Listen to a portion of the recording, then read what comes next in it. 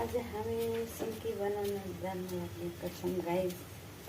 हजुरहरूलाई को कोलाई सिन्की मन कसरी बनाउन हुन्छ त्यस कमेन्ट गर्नु होला है। मेरो त प्याज यहाँ देख्नुहोस्, प्याज भन्दैछ। अब यसमा टमाटर हाल्ने हो।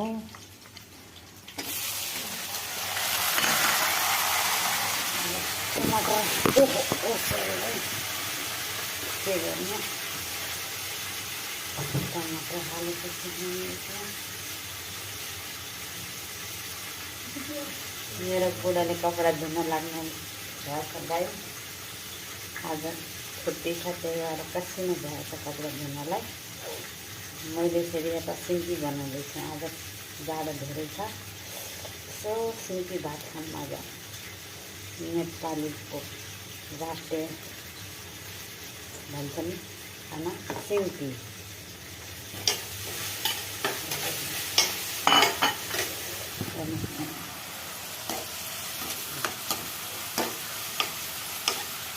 यहाँ हाम्रो सिन्की भिजाएको छ यहाँ कटोरीमा देख्दैछ पनि हजुरलाई।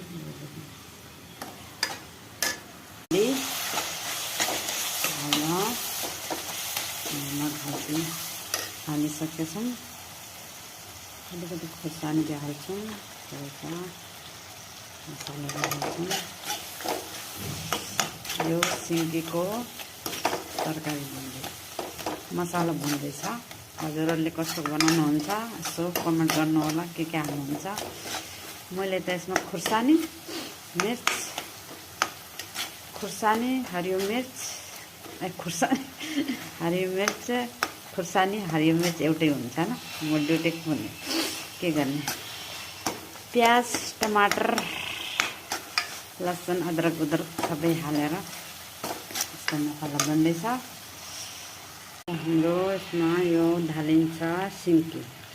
यो हामीले पानीमा थोडा भिजाएको छौँ। अब यसमा हालिन्छ सिन्की। कसलाई मन पर्छ सिन्की यसो कमेन्ट गर्नु होला।